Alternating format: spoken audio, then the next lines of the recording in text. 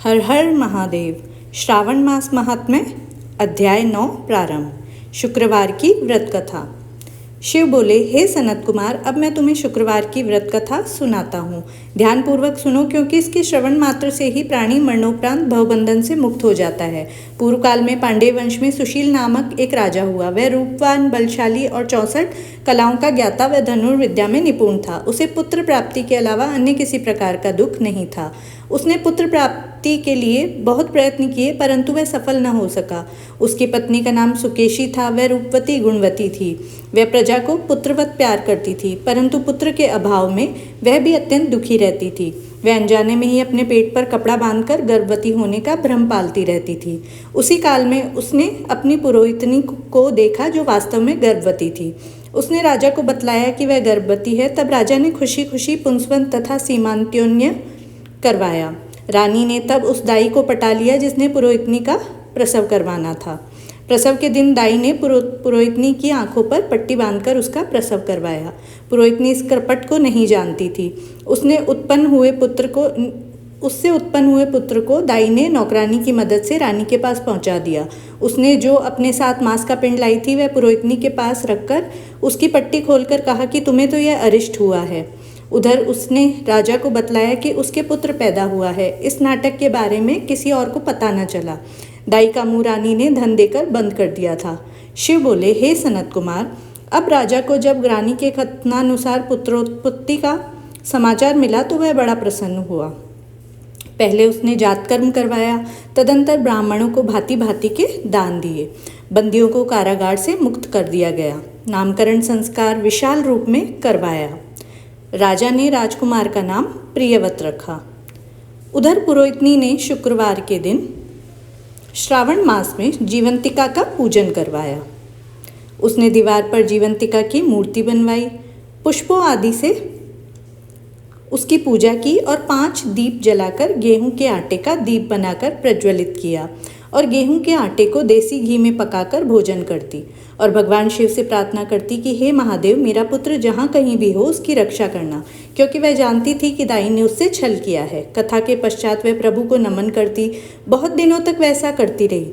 जीवंतिका की कृपा से वह बालक दूज के चांद के समान धीरे धीरे बढ़ने लगा तथा पुरोहितनी की भक्ति और श्रद्धा से प्रभावित होकर जीवंतिका ने दिन रात उस बालक की रक्षा करती रही। कुछ समय बीतने पर राजा का देहांत हो गया। राजकुमार ने श्रद्धा भाव से लौकिक क्रियाएं पूरी करवाई। मंत्रियों ने राजपुत्र राज्याभिषेक किया। राजकुमार राज्य का भार वृद्ध मंत्री को सौंपकर पितृ ऋण से उऋण होने के लिए गया की ओर चले गए। वन में जाने से पहले उसने राजसी वेशभूषा को त्याग कर कार्पटिक वेश धारण किया। मार्ग में रात होने व थकावट के कारण उसने एक गृहस्थ के यहाँ शरण ली। उस दिन उसके यहाँ पुत्र ने जन्म लिया। इससे पहले उसके यहाँ 5 पुत्र पैदा हुए थे। उन सबका देवी षड्डी ने वध कर दिया था, परंतु छठे पुत्र की उत्पत्ति काल में राजा उस गृहस्थ के घर में विश्राम कर रहा था। उस रात्रि देवी षड्डी देवी को आगे जाने से रोका, पर वह नहीं मानी। जीवंतिका ने अपने प्रभाव से बालक को मरने नहीं दिया। इस प्रकार बालक बच गया। इधर गृहस्थ ने राजा को बालक का रक्षक मानकर उससे एक दिन और वहाँ ठहरने की प्रार्थना की। गृहस्थ के अनुरोध पर राजा वहाँ ठहर गया। तदंतर वह राजा अपने पिता के पिंडदान के लिए चला गया। वहाँ पर राजा को तब घोर आश्चर्य हुआ जब उसका पिंडदान देने के लिए विष्णु पद पर 2 हाथ बाहर निकल आए। राजा यह देखकर अचंभित हुआ। ब्राह्मण की आज्ञा अनुसार राजा ने विष्णु पद को पिंडदान कर दिया। तब राजा ने इस दैवी चमत्कार के बारे में एक विद्वान ब्राह्मण से पूछा, तो उसने बतलाया कि हे नरेश, यह दोनों हाथ आपके पिता के हैं। इसका कारण आप घर जाकर अपनी माता से पूछना। राजा दुखी चिंतित होकर घर की ओर चल पड़ा। मार्ग में वह फिर उसी गृहस्थ के यहाँ ठहरा। इस बार उस गृहस्थ के यहाँ दूसरे पुत्र 7 वर्ष का वध करने के लिए षड्डी आई, तो जीवंतिका ने उसे फिर वध से रोक दिया।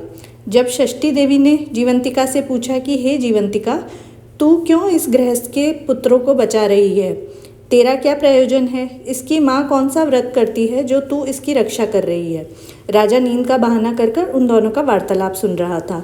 जीवंतिका ने कहा, हे षष्ठी देवी, इस राजा की माँ ने श्रावण मास में हर प्रकार की हरी वस्तु का त्याग कर शुक्रवार को नियमानुसार मेरा व्रत किया। इस राजा की माँ ने उस दिन हरा वस्त्र धारण किया, हरे रंग की चूड़ियाँ नहीं पहनी, चावल के धोवन के जल को उलांगा नहीं, न ही हरी सब्जियाँ खाई, हरे पत्तों के मंडप के नीचे भी नहीं बैठी। उसने उस दिन सब कुछ मेरी खुशी के लिए किया, इसलिए अब मैं उसकी खुशी के लिए उसकी और बालक की रक्षा कर रही हूँ। अगले दिन राजा अपने नगर में वापस आया। उसने उस विचित्र गाथा को अपनी माँ को सुनाया और पूछा, हे माता, क्या आप जीवंतिका का व्रत करती थी? उसने उत्तर दिया, पुत्र, मैं तो जीवंतिका के व्रत के बारे में कुछ नहीं जानती और ना ही मैंने कभी यह व्रत किया है। अब राजा को माता पर संदेह हुआ। उसने संदेह निवारण के लिए गया यात्रा का फल प्राप्त करने हेतु ब्राह्मणों तथा सुहासिनियों को भोजन कराने की इच्छा जाहिर की तथा उस सुहासिनियों तथा ब्राह्मणों के घर हरे रंग का सामान परीक्षा लेने के लिए भिजवाया। राजदूत ने उनको राजमहल में भोजन के लिए आमंत्रित किया, परंतु पुरोहित की पत्नी ने राजदूत से हरे रंग के कोई भी सामान को लेने से इनकार कर दिया। राजा ने फिर दूत के द्वारा लाल रंग का सामान पुरोहित की पत्नी के घर भिजवाया तो उसने उसे ग्रहण कर लिया। तब वह राजा के लिए भोजन लिए गई। वहाँ पर उसने एक द्वार पर चावल का धोवन और हरे रंग का मंडप देखा तो वह दूसरे द्वार से महल में गई।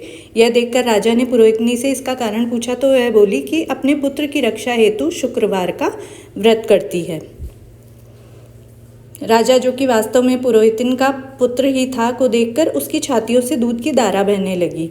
गया में देखी विचित्र कथा तथा पुरोहितनी के स्तनों से बहते हुए दूध को देखकर राजा को विश्वास हो गया कि वह वास्तव में पुरोहितनी का पुत्र है और उसकी माँ कपटी औरत है। उसने अपनी माँ पुरोहितनी की चरण वंदना की और उसे राजकोष से असीम धन संपदा दिलाकर धनी बना दिया। एक रात्रि में स्वप्न में राजा ने जीवंतिका से पूछा कि हे भद्रे, मेरे पिता तो जीवित हैं, तब गया में विष्णु पद में मुझे 2 हाथ क्यों दिखलाई दिए थे? देवी ने राजा को स्वप्नावस्था में कहा, हे राजन, तुम्हें विश्वास में लाने के लिए मैंने ये माया रची थी, अब आप संशय न करें। शिव बोले, हे सनत कुमार, मैंने श्रावण मास में शुक्रवार का महात्म्य तुम्हें सविस्तार सुनाया है। इस व्रत से मनुष्य की समस्त मनोकामनाएं पूरी हो जाती है और वह सर्वसमर्थ हो जाता है। इसमें कुछ भी विचारणीय नहीं है। इस प्रकार 9वां अध्याय समाप्त होता है, जिसके पाठ श्रवण करने से सभी मनोरथों की पूर्ति होती है। हर हर महादेव। ये कथा सुनने के लिए आपका बहुत बहुत धन्यवाद।